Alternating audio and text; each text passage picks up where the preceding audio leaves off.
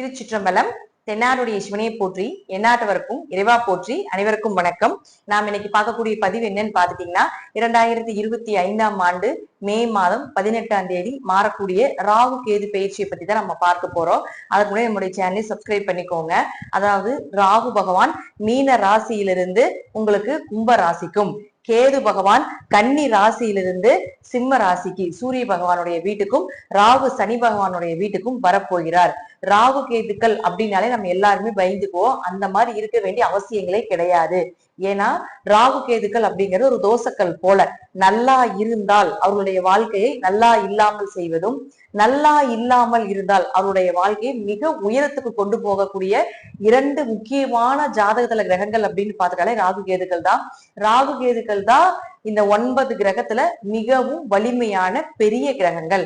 ராகு கேதுக்களை பொறுத்த வரைக்கும் சாயா கிரகம், நிழல் கிரகம், எதிர்முனையில் சுற்றக்கூடியவங்க, நெகட்டிவான விஷயத்தை தான் கொடுப்பாங்க, மனக்குழப்பத்தை கொடுப்பாங்க, நிலையில்லாத தன்மையாக இருப்பாங்க, நம்பிக்கை தன்மை இல்லாதவர்கள் அப்படின்னு நாம் எடுத்துக்கிட்டாலும் கூட இந்த ராகு கேதுக்கள் அப்படியே டோட்டலா மாறினாங்கன்னா இவர்களை போல அள்ளி அள்ளி அள்ளி கொடுத்து கொண்டு போகக்கூடிய ஒரு கிரகங்கள் கிடையவே கிடையாது. ஏன்னா ராகுவை பொறுத்த வரைக்கும் பாத்துட்டீங்கன்னா பணம், பொருள், ஆசை, இன்பம், பொருளாதாரம் இதற்கெல்லாமே ராகு பொறுப்பானவர். கேது பாத்துட்டீங்கன்னா ஆன்மீகம், பெரிய நபர்களுடைய தொடர்புகள், ஸ்பிரிச்சுவலா வரக்கூடிய ஒரு அமைப்புகள், மடாதிபதிகள், கோவில் சம்பந்தப்பட்டது, ஆன்மீகம் சம்பந்தப்பட்டது, தீர்த்த யாத்திரைகள் சம்பந்தப்பட்டு இப்படி இருக்கக்கூடிய விஷயங்களுக்கு எல்லாமே கேது வேலை செய்வார். கேதுவை பொறுத்த வரைக்கும் மொத்தமா நம்ம சொல்லுவோம் 4 வேதங்கள் இருக்குன்னு நம்ம சொல்றோம் இல்லைங்களா. இதுல 3 வேதங்களை படித்தவர் கேது. ஒரே ஒரு வேதமான அதர்வண வேதத்தை படித்தவர் ராகு. மை, மாந்திரீகம், பில்லி, சூரியம் இதெல்லாம் படித்தவர் ராகு. மற்ற ஆன்மீகம் சம்பந்தப்பட்ட, நேர்வழி சம்பந்தப்பட்ட, மனசாட்சிக்கு கட்டுப்பட்டு செய்யக்கூடிய அனைத்துமே உங்களுக்கு கேதுவுக்கு சென்றுவிடும். அப்போ ஒரு மனிதனுடைய வாழ்க்கையில கோபுரத்தில் இருக்கக்கூடியவனை குப்பையிலும், குப்பையில இருக்கக்கூடியவனை கோபுரத்தில் கொண்டு போய் வைக்கணும் அப்படின்னா இந்த ராகு கேதுக்கள்னால மட்டும்தான் முடியும் அப்படிங்கிறதுல மாற்றமே கிடையாது. ஒரு ஜாதகத்துல உங்களுக்கு பாத்துட்டு நம்ம சொல்லியிருப்பாங்க, நிறைய ஜோதிடர் சொல்லுவோம் இல்லைங்களா, சர்ப்பதோஷம் இருக்கு, கால சர்ப்பதோஷம் இருக்குது, நாகதோஷங்கள் இருக்குது அப்படின்னு சொல்லியிருப்போம் இல்லையா. அதெல்லாமே இந்த ராகு கேதுக்கள் இந்த ராகு கேதுக்கள்னால தான். இந்த ராகு கேதுக்களை பொறுத்த வரைக்கும் பாத்தீங்கன்னா ஒரு 30-32 வயசு வரைக்கும் சர்ப்பதோஷமா, கால சர்ப்பதோஷமா, 30-32 வயசு வரைக்கும் சரியான டேலண்டா இருப்பாங்க. ஆனா அந்த டேலண்ட்டுக்குண்டான ஒரு பதவியோ, உயர்வோ, வருமானமோ, ஒரு நல்ல பெயரோ கிடைக்கவே கிடைக்காது. ஒரு கெட்ட பெயர் மட்டுமே அவங்களுக்கு கிடைக்கும். ஆனா பயங்கர டேலண்ட். இவங்களுடைய டேலண்ட மத்தவங்களுக்கு சொல்லி கொடுத்தா அவங்க மிகப்பெரிய வளர்ச்சி அடைந்து பெரிய லாபத்தை சம்பாதிச்சுட்டு இருப்பாங்க. ஆனா இவங்க அதை செயல்படுத்தும் பொழுது அது தோல்வியில் முடியும். ஆனா 32 வயசுக்கு மேல ஒவ்வொரு ஸ்டெப்பா எடுத்து வைப்பாங்க. 35-38 வயசுக்கு மேல மிக பிரம்மாண்டமான யோகத்தை கொடுக்கும். 40 to 50 ஜாக்பாட்டா நாம எடுத்துக்கலாம். சர்ப்பதோஷம் இருக்கிறதுக்கு மிகப்பெரிய குறுகிய காலத்திலேயே மிகப்பெரிய வளர்ச்சியை கொடுத்து விடும் அப்படிங்கிறதா இதனுடைய தாற்பயம். அது மட்டும் இல்லாம ஒருத்தர் ஷேர் மார்க்கெட்ல ஜெயிக்கிறாங்க, அதே போல சிறிய உழைப்பு மூலமா பெரும் பணம், பிளாக் மணி, அரசியல்வாதிகளுடைய பினாமி பணம் அப்படின்னு நிறைய நம்ம சொல்றோம் இல்லையா. சீக்கிரமா எந்த உழைப்பு மேல அந்த இடத்துல பணம் வருது, சின்ன உழைப்பு மூலமா பெரிய பணம் சம்பாதிச்சுட்டு இருக்கிறீங்க. எத்தனையோ ஷேர் மார்க்கெட்ல ஜெயிச்ச ஜாதகம் எல்லாம் பார்த்தாச்சு. எல்லாமே ராகு கேதுக்களுடைய ஆதிக்கம் அதிகமாக இருக்கக்கூடிய ஜாதகம். ராகு கேதுக்களுடைய ஆதிக்கம் அதிகமா இருக்குது அப்படின்னாலே தாராளமா ஷேர் மார்க்கெட்ல பிட்காயின் சம்பந்தப்பட்டது, ட்ரேடிங் சம்பந்தப்பட்டது, இந்த போல ஆன்லைன்ல வரக்கூடிய வருமானத்துல மிகப்பெரிய வளர்ச்சியை அவங்க அடையிறாங்க. அதுல மிகப்பெரிய லாபத்தை அடையிறாங்க, கொடி கட்டி பறக்குறாங்க அப்படிங்கறதுதான் உண்மை. ராகு கேதுக்கள் நெகட்டிவான கிரகமாக எத்தனையோ சொன்னாலும் கூட இவங்க இல்லாம எந்த ஒரு விஷயமும் ஒரு மனிதனுடைய வாழ்க்கையில சந்தோஷம் அப்படிங்கிறது இந்த ராகு கேதுக்கள் தான். உயர்நிலை அப்படிங்கிறது இந்த ராகு கேதுக்கள்னால மட்டும்தான் முடியும். நாம ராகு கேதுக்களை நம்ம சொல்றோம். அதாவது சனி பகவான் அப்படிங்கிறது சாஸ்திரக்காரன். சாஸ்திரம் அப்படிங்கிறது இந்த சூரியன் இங்க இருக்கணும், சந்திரன் இங்க இருக்கணும், செவ்வாய் இங்க இருக்கணும் அப்படின்னு சனி பகவான் தான் எழுதுவாருன்னு என்னோட குருநாதர் சொல்லுவாரு. ஆனா அதை செயல்படுத்துறது யாரு அப்படின்னு பாத்தீங்கன்னா இந்த ராகு கேதுக்கள் தான். இங்க இருந்தா இவன் இந்த கர்ம மூட்டையை அனுபவிச்சதுக்கு அப்புறம் இந்த யோகத்தை அவன் பெறுவான்.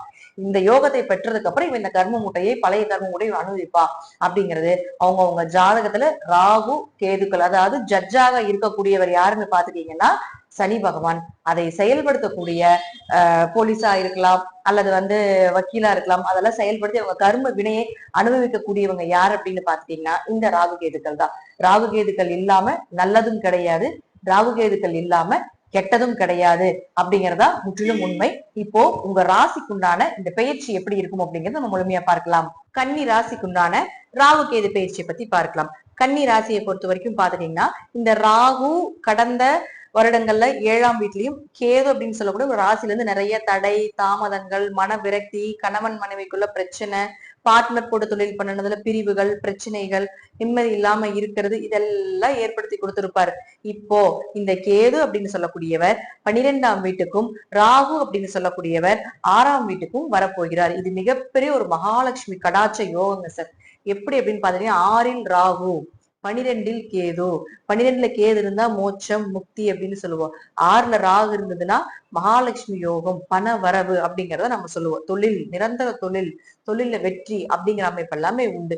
இப்போ இது உங்களுக்கு கண்டச்சனியோட சேர்ந்து வர்றதுனால உங்க ஜாதகத்துல தசாபுத்திகள் நல்லா இருந்தா இந்த ராகு கேதுக்கள் மிகப்பெரிய யோகத்தை வாரி வழங்கிட்டு தான் போகும் அப்படிங்கறதுல மாற்று கருத்தே கிடையாது. ராகுவை பொறுத்த வரைக்கும் பாத்துட்டீங்கன்னா, அவர் இருக்கக்கூடிய இடம் உங்களுடைய ராசிக்கு 6ஆம் இடத்துல இருக்குது. ராசிக்கு 6ல ராகு இருந்ததுன்னா எப்பேற்பட்ட எதிரியாக இருந்தாலும் ஜெயிச்சிருவாங்க. வாண்டடா போய் சண்டை கட்டி அந்த இடத்துல ஜெயிச்சுட்டு வரக்கூடியதுதான் இந்த ராகு. அப்போ நிறைய வம்பு வழக்கு பிரச்சனைகள் எல்லாமே வரும். ஆனாலும் வந்தாலும் எப்பேற்பட்ட விஷயங்களாக இருந்தாலும் ஜெயிச்சு அந்த இடத்துல வெற்றி வாகையை சூடக்கூடிய ஒரு அமைப்பு இந்த கன்னி ராசிக்கு ஏற்படும். அதே போல பாருங்க, ராகுங்கிறது நான்வெஜ். ராகுங்கிறது பாத்தீங்கன்னா அசைவ உணவுகள், கார வகைகள், இதெல்லாமே ராகுக்கு வந்துடும். இப்ப 6ங்கிறது வயிறு. இப்போ அதிகமா அதெல்லாமே எடுத்துக்கிறதுக்கு உண்டான வாய்ப்பை கொடுக்கும். ஃபாஸ்ட் ஃபுட் எடுத்துக்கிறது, நான்வெஜ் அதிகமா எடுத்துக்கிறது, இதெல்லாம் நடக்கும். அதனால வயிறு உபாதைகள் கண்டிப்பாக உண்டு. 6ஆம் இடங்கிறது வயிறு. அப்ப வயிறு உபாதைகள் சார்ந்த விஷயங்கள் உண்டு. அதனால உணவு கட்டுப்பாடுகள் ரொம்ப முக்கியம். 6ஆம் இடங்கிறது கடன், நோய், வழக்கு, இதெல்லாம் சொல்ற இடம். அப்ப கடன் இருக்கா? ஏன்னா லக்னத்துல கடந்த வருஷத்துல லக்னத்துல கேது இருக்கும்பொழுது கடன் இருந்திருக்கும். அப்ப கடன் அடைக்கிறதுக்கு உண்டான ஒரு வாய்ப்பை ஏற்படுத்தி கொடுப்பார்.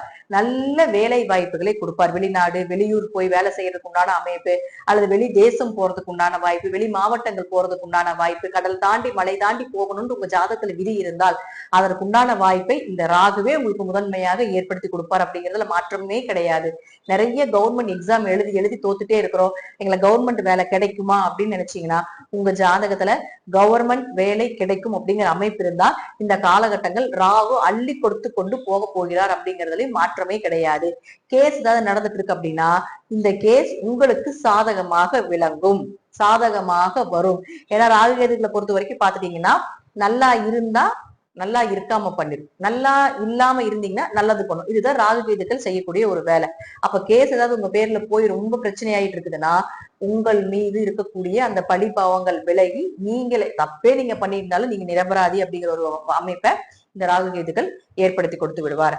அதே போல ராகு 4ஆம் இடத்தை பார்க்கறதுனால ஒரு இடமாற்றம் பண்ணலாம், ஒரு வீடு மாற்றத்தை பண்ணலாம், ஒரு சொத்து மாற்றங்களை பண்ணலாம், இப்படிங்கிற ஐடியா எல்லாமே வந்துட்டே இருக்கும். அதே போல ஆரோக்கியத்துல ஏதாவது ஒரு பிரச்சனை இருக்கிற மாதிரியும் அந்த பிரச்சனைக்கு ஒரு தீர்வு கண்டிப்பாக இந்த வருடம் கிடைக்கும் அப்படிங்கிற அமைப்பு உண்டு. இப்பவே பாத்துட்டீங்கன்னா, ஏதாவது ஒரு டாக்குமெண்ட் சம்பந்தப்பட்ட விஷயத்துல ஒரு சின்ன வில்லங்கம் ஏதாவது அந்த இடத்த வித்தரலாம், அல்லது வேற இடத்த ஏதாவது வாங்கிக்கலாம் அப்படிங்கிற ஐடியா எல்லாமே இருக்கும். சோ அதெல்லாமே பாத்துட்டீங்கன்னா இந்த ராகு எது பண்ணி கொடுக்கக்கூடிய ஒரு வேலைதான். இப்போ உங்களுக்கு 6ல ராகு இருந்து 12ல கேது இருந்து 4ஆம் இடத்து ராகு தொடர்பு கொள்றதுனால ஒரு இடமாற்றம் உண்டு. அப்படி ஜாதகத்துல தசாபுத்தி நல்லா இருந்ததுன்னா தாராளமா மாற்றிக்கொள்ளுங்க. அப்படி மாறும்போது இந்த இந்த நாட்களை பயன்படுத்தி கொள்ளுங்க. கண்டிப்பாக வெற்றி வாகைகள் உண்டு. அதற்கப்புறம் நல்ல லாபங்களும் கிடைக்கும் அப்படிங்கறதையும் காட்டுது. அதே போல ராகு பாத்துட்டீங்கன்னா 8ஆம் இடத்தை தொடர்புகளை ஏற்படுத்தி கொள்கிறார். 8ஆம் இடத்து தொடர்பு திடீர் பணவரவு, திடீர் அதிர்ஷ்டங்கள், ஆனா சின்ன சின்ன அவமானங்களும் கொஞ்சம் மன ரீதியான கொஞ்சம் பிரச்சனைகளை கொடுக்கும் அப்படிங்கிற அமைப்பு உண்டு. ரகசியங்கள், புதையல்கள், உங்க குடும்பத்துல சொத்து சார்ந்த பிரச்சனைகள், அதாவது சொத்து சார்ந்த விஷயம் ஏதாவது உங்களுக்கு தெரியாம ஏதாவது ரகசியம் இருக்குது, அந்த ரகசியம் எல்லாமே உங்களுக்கு தெரியறதுக்கு வர்றதுக்கு உண்டான வாய்ப்புகளை கொடுப்பார். அதே போல பாத்தீங்கன்னா, கணவர் வழி, மனைவி வழியில் இருக்கக்கூடிய சொத்துக்களுக்கு ஏதாவது பிரச்சனையா இருக்குது அப்படின்னா அதெல்லாமே உங்களுக்கு இந்த காலகட்டங்கள்ல பேசுறப்போ அதற்குண்டான வெற்றி வாய்கள் உங்களுக்கு உண்டு. அந்த சொத்துக்கள் வருவதற்குண்டான வாய்ப்புகளும் ராகுனால ஏற்படும். அடுத்தது கேது. கேது பொறுத்த வரைக்கும் 12ல இருக்குது. அப்ப 12ல இருந்ததுன்னா தீர்த்த யாத்திரை, ஆன்மீக வழிபாடு, நல்ல குரு கிடைப்பது, நிறைய ராமேஸ்வரம் போகிறோம், அங்க போறோம், இங்க போறோம், காசி கயா போறோம், இதெல்லாம் எங்களுக்கு வாய்ப்புகளே இல்லாம இருக்குதுன்னா அந்த வாய்ப்புகள் எல்லாமே கன்னிராசிக்கு இந்த வருடங்கள் நடப்பதற்கு உண்டான அதீத வாய்ப்புகள் இருக்கு. அதே போல அதிக பயணங்கள் இருக்கு. தூக்கமே இருக்காது, தூக்கமே கெடும், தூக்கம் இருக்காது, நிம்மதி இருக்காது, நிறைய அலைச்சல் இருக்கு, உடம்பு வலி போட்டு புரட்டும், அதுல மாற்று கருத்தே கிடையாது. ஆனா இருப்பினும் அதெல்லாம் பார்க்காம இறைவனுக்காகவும் உங்களுக்காகவும் தேடி அடுத்தடுத்த ஓட்டங்கள் உங்களுக்கு உண்டான விஷயத்தையும் அந்த இறைவனுக்கு உண்டான ஓட்டங்களையும் நீங்க ஓடிக்கிட்டே இருப்பீங்க அப்படிங்கறத முற்றிலும் உண்மை. அப்ப கேது பாத்துட்டீங்கன்னா உங்களுக்கு ராசிக்கு 2ஆம் இடத்தை தொடர்பு கொள்கிறார். அப்ப 2ஆம் இடத்தை தொடர்பு கொள்ளும் போது என்ன பண்ணுவாருன்னா பணம் கொடுக்கல் வாங்கல கொஞ்சம் கவனத்தை செலுத்தணும். தேவையில்லாத விரயங்கள் உண்டு. கடன் கொடுக்கல் வாங்கலே கொஞ்சம் கவனமாக இருக்க வேண்டும். தேவையில்லாத 3ஆம் நபருடைய பஞ்சாயத்துக்கு அடுத்தவங்க வீட்டு பஞ்சாயத்துக்கு போனீங்கன்னா அங்க நீங்க மூக்குடைஞ்சு வர்றதுதான் மிச்சமா இருக்கும். அதனால உங்க பிரச்சனையே இப்ப நிறைய இருக்குது. ஏன்னா கண்டச்சனி இருக்குது, உங்க குடும்பத்துக்குள்ளேயும் ஊர்பட்ட பிரச்சனை வரும். அதை விட்டுட்டு அடுத்தவங்க பிரச்சனைக்கு போனீங்கன்னா அடுத்தவங்க கர்மம் உங்களுக்கு ஏறி கேது டபுள் மடங்கா வேலை செஞ்சு தேவையில்லாத பிரிவினைகளை கொடுத்து விடும். அதனால கேது 2ஆம் இடத்தை தொடர்பு கொண்டா குடும்ப விஷயத்துல பண விஷயத்துல இதெல்லாம் கொஞ்சம் கவனமாக இருக்க வேண்டும். அடுத்தது அவரே பாருங்க 10ஆம் வீட்டை தொடர்பு கொள்றதுனால தொழில ஒரு மாற்றம் பண்ணலாம், தொழில் மாற்றம் பண்ணலாம், அல்லது இந்த தொழில தங்களுடைய பையனை கொடுத்துடலாம், அல்லது பையன் ஏதாவது தொழில் பண்ணிட்டு இருக்கிறீங்க, நீங்க ஏதாவது தொழில் பண்ணிட்டு இருக்கீங்க, தொழில மாத்திட்டு வேற யாருக்கும் பார்ட்னர் கொடுத்துட்டு பணத்தை வாங்கிக்கலாம் அப்படிங்கிற ஐடியால நிறைய வரும். சோ தொழில் மாற்றம் பண்றதுக்கு ஒரு சிறப்பான அமைப்பாக இந்த கேது இருக்குது. அது உங்க ஜாதகத்துல தொழில் மாற்றம் பண்றதுக்கு அமைப்பு இருந்தால் தாராளமாக இந்த நாட்களை பயன்படுத்தி கொள்ளுங்கள். ஒரு தொழில் மாற்றம் பண்ணணும், தொழில் மாற்றம் பண்ணினா தான் நல்லா இருக்கும், அல்லது இங்கிருந்து வெளிநாடோ வெளியூரோ உங்களுடைய பிசினஸ் இம்போர்ட் எக்ஸ்போர்ட் பிசினஸ் பண்ணலாம் அப்படின்னு நினைச்சீங்கன்னா இந்த கேது கண்டிப்பாக சப்போர்ட் பண்ணி உங்களுக்கு அதை செயல்படுத்தி கொடுப்பார் அப்படிங்கிறதுல மாற்றம் இல்லை. பயன்படுத்திக்கோங்க. இது மகாலட்சுமி யோகத்தோட வரக்கூடிய ராகுகேது பயிற்சி. அதனால எப்படியும் உங்களுக்கு நன்மைகளை அதிகமாக வாரி வழங்கக்கூடிய ஒரு அமைப்பை நிச்சயமாக ஏற்படுத்தி கொடுப்பாங்க அப்படிங்கிறத முற்றிலும் உண்மை. ஜாதக ரீதியாக ரசாநாதனையும் புத்திநாதனுக்கு உண்டான வழிபாடுகளை செய்யும் பொழுது மிகப்பெரிய மாற்றங்கள் லைஃப்ல இருக்கும் அப்படிங்கிறது தான் நான் உங்களுக்கு கொடுக்கக்கூடிய ஒரு சின்ன அட்வைஸா கூட நீங்க எடுத்துக்கோங்க. நன்றி. மீண்டும் ஒரு நல்ல பதிவை சந்திக்கலாம். திருச்சிற்றம்பலம், தில்லையம்பலம், நரசிம்ம திருவிழி சரணம்.